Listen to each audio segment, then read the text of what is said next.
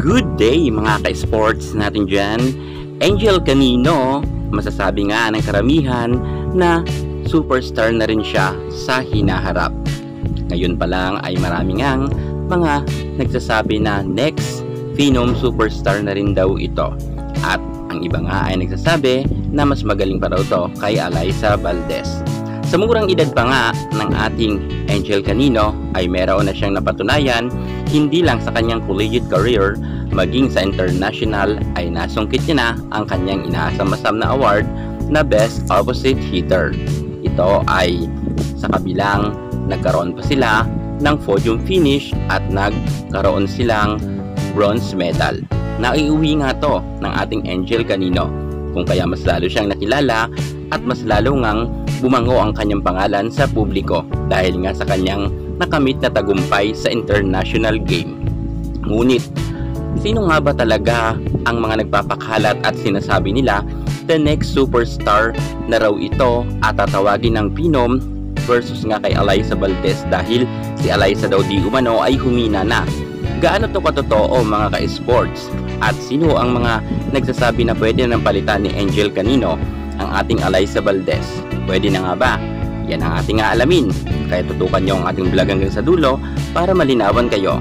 Pero bago ang lahat, kung ngayon ka pala napadpad sa aking YouTube channel, subscribe na. I-click ang ating notification bell para lagi kang updated sa lahat ng issues sa volleyball.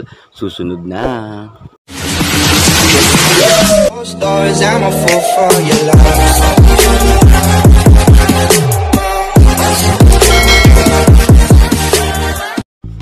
Angel Ann Canino, ipinanganak noong June 25, 2003. Sa kasalukuyan ay 20 anyos pa lamang ito.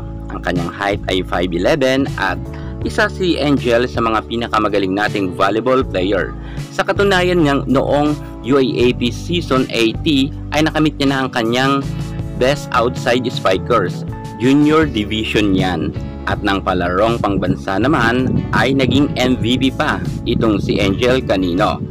At muli sa kanilang pagbabalik sa UAAP Season 81 Girls Volleyball Tournament ay nakamit niya uli ang kanyang Season MVP at first Best Outside Spikers. Sa Shakey's V-League ay nasungkit niya uli ang kanyang first Best Outside Spikers. At nang pagpasok nga sa UAAP ay nakamit niya agad ang kanyang Rookie of the Year at naging MVP pa siya. Outside Spikers pa siya.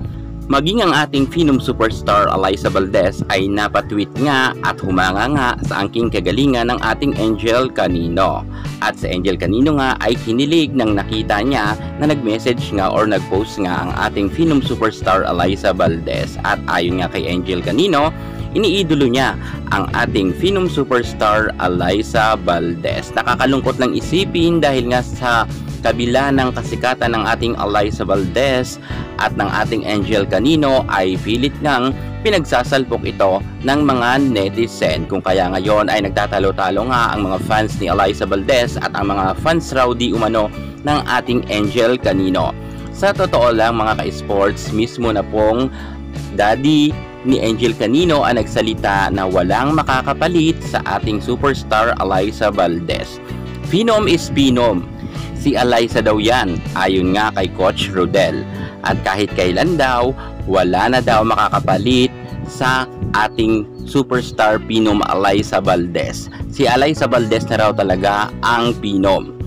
Kapanahunan ni Alyssa Valdez na talagang hindi matatawaran raw ang kagalingan. Ayon na yan sa butihing daddy nga ng ating Angel Canino. Kung kaya panawagan niya, wag sanang ikumpara si Angel Canino kay Alyssa Valdez. Magkaiba nga sila ng panahon at itong si Alyssa Valdez ay nauna na raw at isa na raw talaga ito sa mga tumatak nga sa larangan ng volleyball. Samantalang ito daw sa Angel Canino ay gumagawa pa lang ng pangalan pagdating nga sa mundo ng volleyball. Kung kaya sana dyan, panawagan talaga rin natin sa mga fans dyan na pilit ngang pinagsasalpok si Angel Canino at Alyssa Valdez. Mismo na pong mga coaches nga ang nagsabi, isa lang ang Phenom sa ating bansa. Ang face of volleyball ay si Alyssa Valdez at never na talaga yan mapapalitan. Lahat dyan nag-a-agree, kung kaya ang mga fans dyan ng iba na hindi nga sila pinalad na maging Phenom, sana wag naman kayong maging bitter. At kapag may mas malakas ng uusbong at uusbong, gaya nga ni Angel kanino na tinatapat kay Alyssa Valdez, respeto na lang dahil nga magkaiba sila ng era. Kaya sa mga bashers dyan ni Alyssa Valdez, sorry na lang kayo kasi never talagang mapapalitan siya as a Phenom sa ating bansa. Magaling si Angel at talagang sinusuportahan natin yan ang kanyang kagalingan. Pero kung iniisip ng iba na papalitan na si Alyssa Valdez, mismo ng daddy nga ni Angel ay nagsabi, never daw pong mapapalitan si Alyssa Valdez. Uulitin ko, Phenom is Phenom at nag-iisa lang yan, ang ating superstar Alyssa Valdez, at never yan mapapalitan ng kung sino-sino pa na gusto ninyong ikumpara sa ating superstar na si Alyssa Valdez. Yan muna ang pinaka-latest natin sa mundo ng volleyball. At para hindi ka mahuli sa lahat ng issue pagdating sa larangan sa volleyball, subscribe na. Thank you so much. God bless.